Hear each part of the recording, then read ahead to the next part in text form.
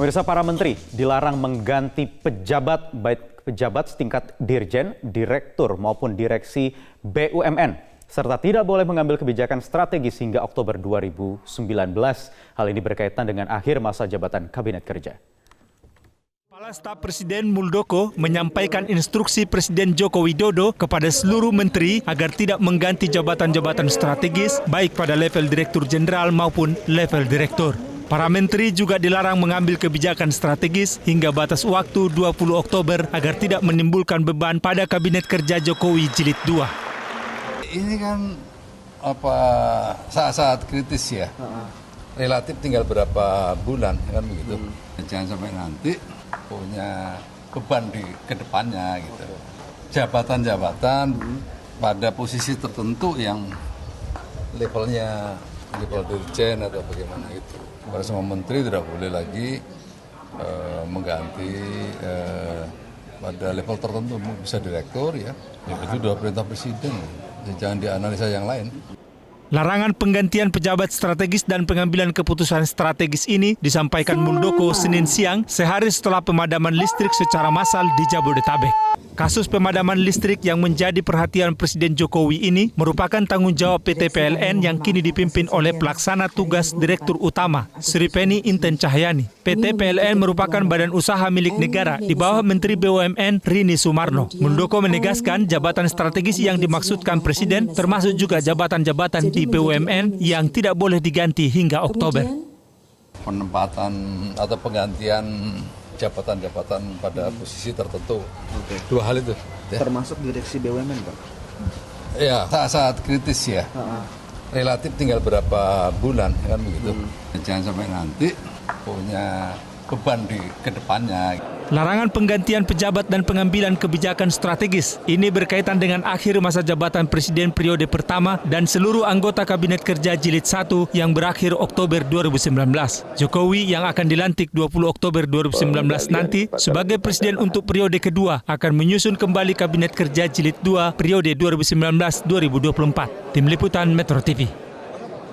Ya, ada banyak tafsir kemudian yang muncul di tengah masyarakat atau publik terkait kebijakan atau larangan Presiden yang baru saja dikeluarkan beberapa hari terakhir ini. Kita akan tanyakan langsung apa sebenarnya yang menjadikan landasan atau alasan Presiden untuk mengeluarkan larangan merombak jajaran direksi, termasuk juga dirjen level direktur di kementerian dan juga badan usaha milik negara sampai terbentuknya kabinet baru nanti pada akhir Oktober 2019. Saya tanyakan langsung kepada Direktur Eksekutif Carta Politika Yunarto Wijaya yang sudah bergabung di studio. Selamat malam, Bung Toto. Selamat malam, Wahyu. Dan juga ada tenaga ahli utama Kedeputian 4 Bidang Komunikasi Politik dan Diseminasi Informasi Kantor Staf Presiden, Ali Mohtar Ngabalin. Selamat malam, Bang Ali dari Nusa Tenggara Barat, dari Mandalika kabarnya? Mas Wahyu, Waalaikumsalam. Assalamualaikum warahmatullahi wabarakatuh. Ya, Bang Ali, apa sebenarnya okay. alasan kemarin disampaikan oleh Pak Muldoko terkait larangan ini?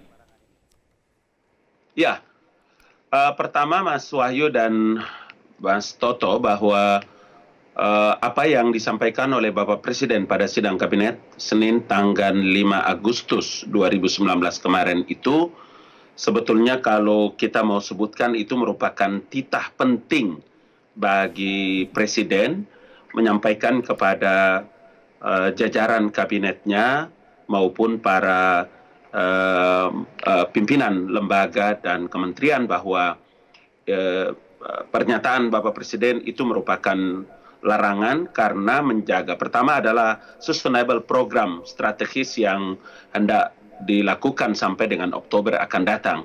Dan yang kedua itu adalah seberapa jauh bisa menjaga konsistensi dan konsentrasi dari para direksi maupun para eselon 1 yang sedang menjalankan tugas-tugas strategi yang ditetapkan oleh Bapak Presiden.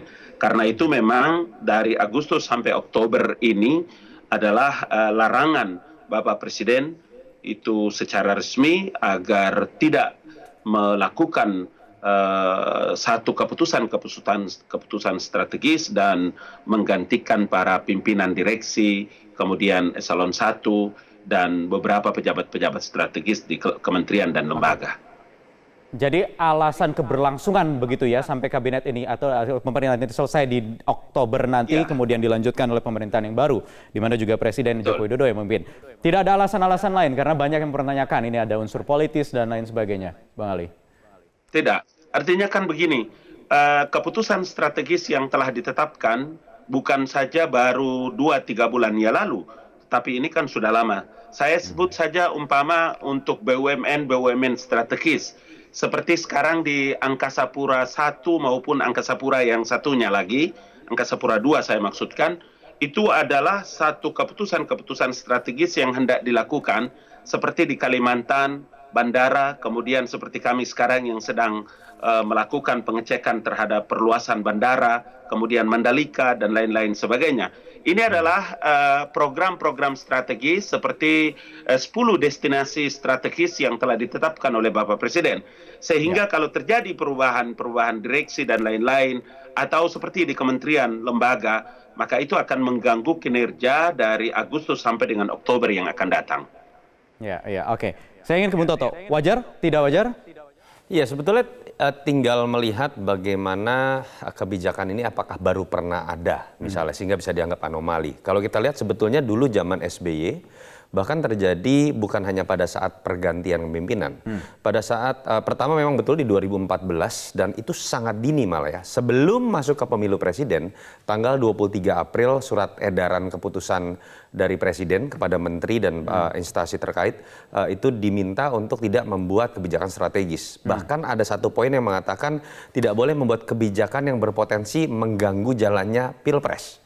Dan kemudian sebelumnya 2011 menjelang reshuffle tidak terkait dengan pergantian tidak ada pemerintahan. di situ ya. Lalu kemudian itu juga diminta untuk tidak membuat kebijakan strategis pada tanggal 12 Oktober 2011 sekitar seminggu sebelum pergantian atau terjadinya reshuffle. Jadi memang harus diakui dan ini bukan hanya terjadi di Indonesia. Ada sebuah masa transisi yang bisa disebut istilah Pak Muldoko kemarin kritis yang itu kalau tidak disikapi hati-hati pertama oleh menteri yang misalnya menganggap dirinya akan diganti bisa membuat keputusan yang tidak sustainable atau kemudian sebaliknya ketika ini malah dianggap membuat birokrasi tidak berjalan. Jadi menurut saya ini kalau dilihat dari sejarahnya sesuatu yang bersifat biasa tetapi kebetulan kemarin ada yang mengaitkan misalnya dengan rencana Kementerian BUMN akan melakukan RUPSLB di 4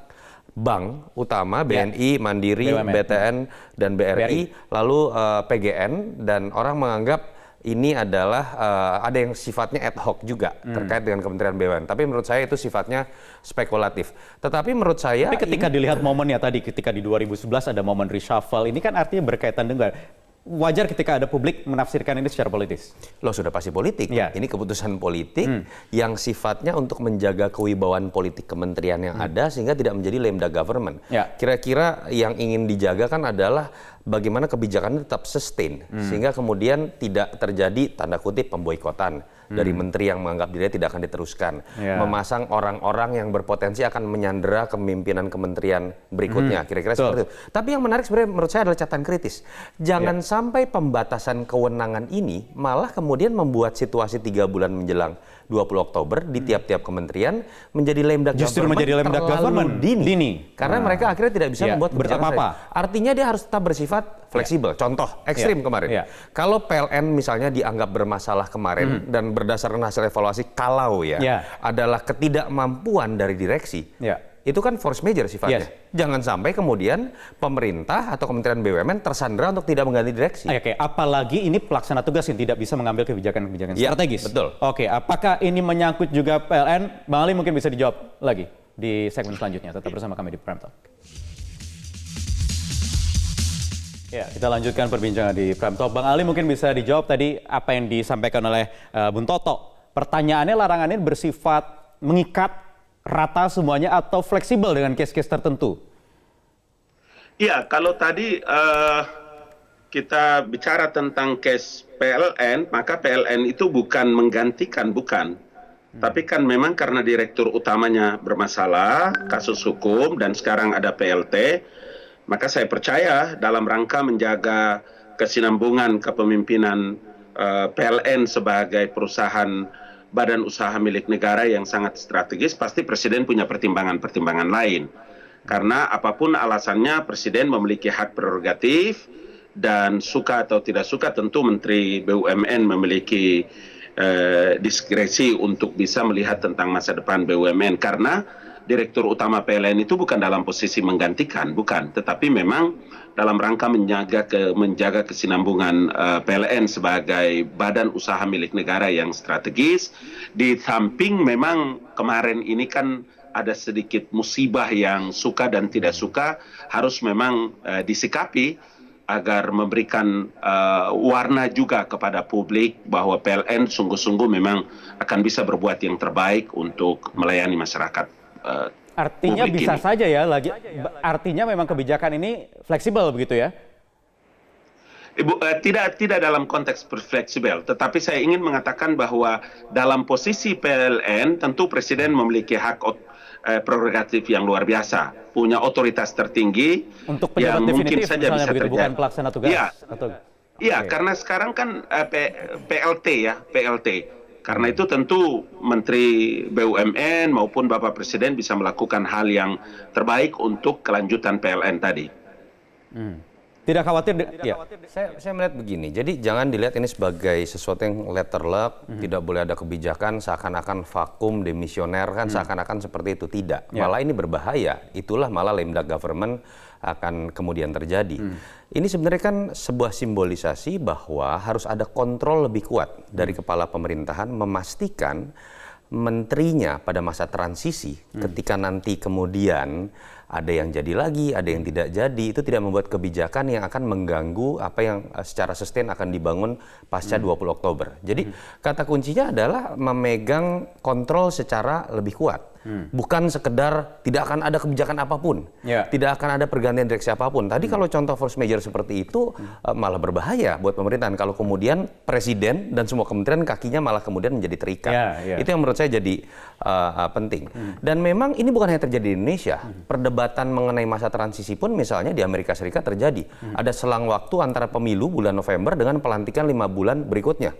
Istilah lemdak government pun awalnya kan di bursa saham, lalu kemudian di politik pertama kali muncul ketika transisi kepemimpinan dari James Buchanan kepada Abraham Lincoln. Bahkan pada masa transisi itu sampai 7 negara bagian itu lepas. Itulah yang menyebabkan misalnya dalam konteks reshuffle saja kita bicara, reshuffle kenapa sih selalu dibuat mendadak? Tidak dikasih tahu seminggu sebelumnya, 2 minggu sebelumnya. Karena berbahaya ketika ada masa transisi terlalu lama. Tidak bisa dibayangkan menteri yang merasa tidak cukup puas ketika diganti akan membuat kebijakan apa, perombakan seperti apa. Itulah yang menyebabkan misalnya dalam undang-undang pilkada juga diatur seorang incumbent 6 bulan sebelum pilkada tidak boleh melakukan perombakan terhadap ASN-nya sama sekali. Itu yang menurut saya menjadi konsep utama. Jadi kata kunci adalah bagaimana Jokowi sekarang punya tugas berat 3 bulan menjelang 20 Oktober itu memiliki kontrol lebih kuat terhadap semua kebijakan yang dilakukan oleh menterinya. Sambil menyiapkan apa yang nanti akan diputuskan dalam 2-3 bulan ke depan. Betul. Oke, tetapi tidak khawatir ini akan menjadi presiden ketika ada di satu case tertentu kemudian diperbolehkan quote-unquote begitu ya, ada perombakan di jajaran direksi, Bang Ali. Insya Allah tidak, karena begini, saya ingin mengatakan bahwa terkait dengan pernyataan Bapak Presiden itu adalah menjaga kesinambungan dari sebuah program strategis, sustainable program itu maksudnya. Tetapi terkait dengan case PLN, sekali lagi saya ingin mengatakan bahwa Presiden memiliki otoritas tertinggi untuk bisa melihat terhadap status perusahaan listrik negara yang posisi hari ini dipimpin oleh seorang PLT, Direktur Utama. Karena itu memang dengan kasus ini, suka dan tidak suka, tetap kita melihat bahwa Presiden memiliki strategi tersendiri untuk melihat terkait dengan kasus Oke lah PLN. untuk kasus itu, tapi bagaimana dengan jika ada pembantu Presiden yang masih melakukan perombakan misalnya ketika aturan ini sudah dikeluarkan oleh Presiden? Ya, sebaiknya tidak, karena pernyataan Bapak Presiden itu adalah titah bagi menteri, titah bagi para pembantu-pembantunya, dan baik itu di kementerian maupun lembaga. Saya tertarik begini. Ini kan sebenarnya sebuah situasi yang misalnya bisa menjawab ya. Apakah reshuffle sebaiknya dilakukan lebih dulu atau betul-betul menunggu secara tata negara setelah 20 Oktober?